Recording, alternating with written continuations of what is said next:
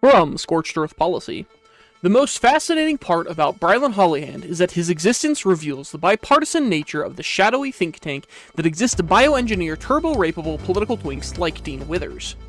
At first, with Dean Withers and Harry Sisson, you think, okay, this is just a funny coincidence. Of course, some openly liberal industry plans would be a little fruity. What straight man would willingly campaign for Kamala that hard?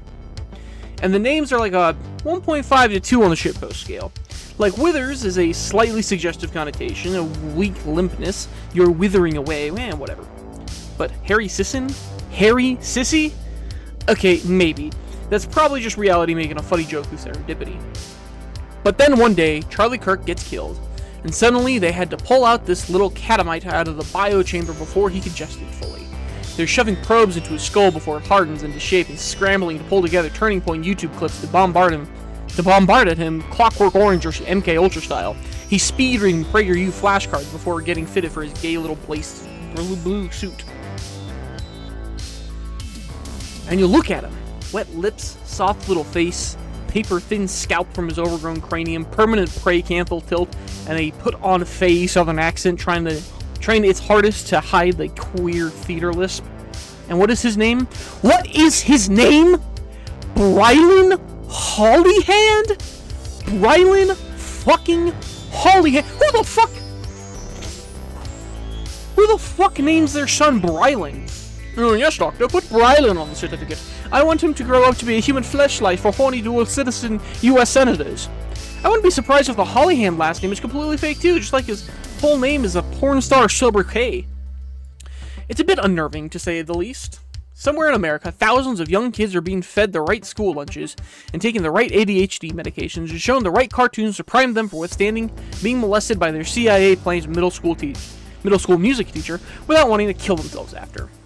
They learn the art of subterfuge from after-school theater classes and stay closeted just long enough to get recruited into becoming digital talking heads, and the entire thing is a house of cards waiting to collapse because the methods are two generations behind Gen Z domestic guerrilla levels of grassroots cultural warfare. They're sending in mannequins on segways into Vietnam to get murdered by talking trees, and they know it's not going to work anymore. They're still doing it though. They get by on siphoning budget money sliced from some Fed Department oversight, and they're just throwing shit at the wall, and they're trying to see how funny and obvious they can make their twink puppets now.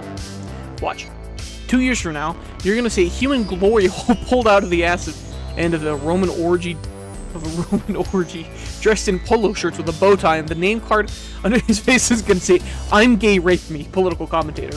He'll be 3 weeks old in the body of a 24-year-old. Grown out of the same vat that they cooked Obama, and some MSM vampires will be telling you that he's been a big figure on the blank wing for years. It makes sense when you consider that for basically the last century, the information cycle has been swaths of suppliant boomers being introduced to a random name and face on news panel shows, with the title expert fixed to their names, while they say things you're supposed to say and express emotionality on how you're supposed to feel. A century-long gambit of Pavlovian conditioning completely broken against the ramparts of full-scale, unhinged mass psychological insurgency. Children are being raised to weave between psyops and create their own jokes like Taliban 5-year-olds dancing in the raining debris of far-off artillery fire. They sent this poor bastard just to get shredded and mocked by an army of autonomous village killers who spend their entire lives walking, eating, shitting, and shooting SAMs at medic helicopters at the same time. I feel bad for him, honestly.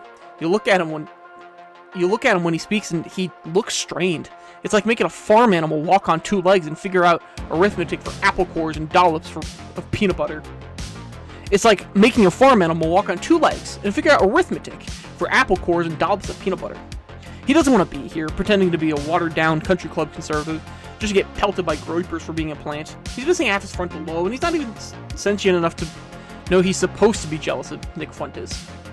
Brylin Hollyhand should be at home, unknown to the world except for a social circle of fag hags on mimosa Sundays and a slippery bathhouse acquaintances. He spent his adolescence getting into politics instead of living off a quaint life sucking off some ashamed football players under the bleachers, and this is what he gets for it. Impaled, immolated, outmoded, and out of his depth. A consolation prize of great infection from his 65-year-old handler manager before being tossed aside into a sewer pile before hitting an expiration date at 21 years old. Yep.